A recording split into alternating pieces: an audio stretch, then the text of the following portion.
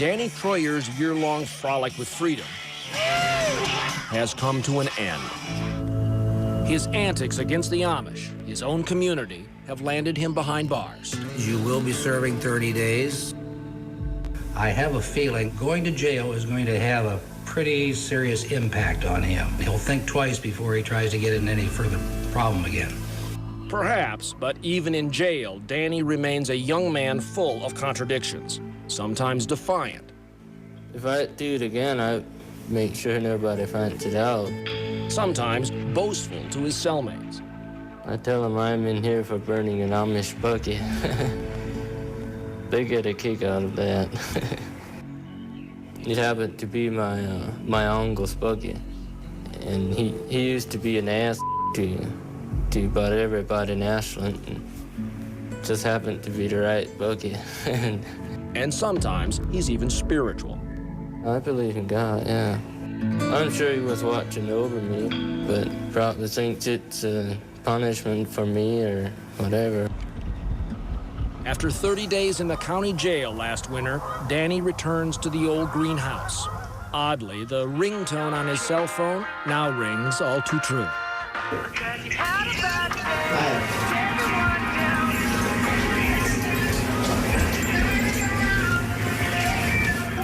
Hello?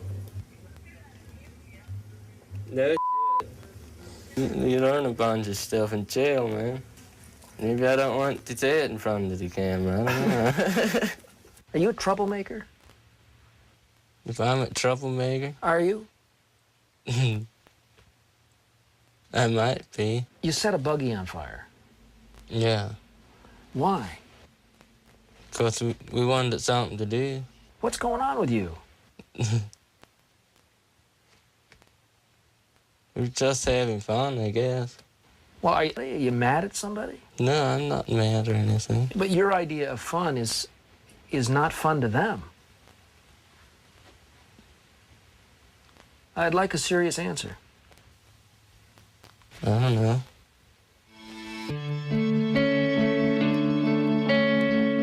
It seems Danny rebelled against the strict Amish code, only to discover that freedom carries its own rules and perils. It's a lesson each of our teens is learning, forcing them to look closer at the dreams they are chasing. The American dream, you know, to have a house, to have kids, a couple of cars. Yeah, that's my dream. How is it different than the Amish dream? I guess they wanted a fast horse instead of a car. In a lot of ways, you know, it's the same.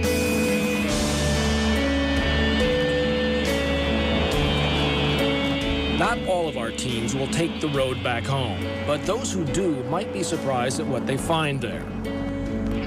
The officers who arrested Danny, for instance, told us that the Amish may welcome him home. They did tell me as long as he went to the church and confessed what he did and apologized to the people that he did things to, that they would accept him back.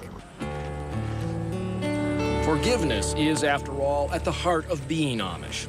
In the aftermath of the tragic killings last year at the Amish school in Pennsylvania, who did not stand in awe of their willingness to forgive the killer? We have to forgive, or if we don't, we're going to become bitter people. Now, you know the Lord's Prayer. If you don't forgive people, then God isn't going to forgive you. Wrapped in a blanket of family and forgiveness, it's easy to understand why 8 out of 10 Amish teens eventually return home. The elders we spoke to share a genuine sympathy for young people like Danny, because every generation of Amish carries a memory of their own Rumspringa.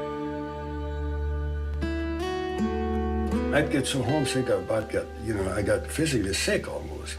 I got terribly homesick. What were you missing? My parents and my brothers and sisters. Just their physical presence, just to be around them. Yeah. When we return, Lena, Harley, Nelson, and Danny make their choices. Who stays in the new world and who returns to the old ways. We'll be right back.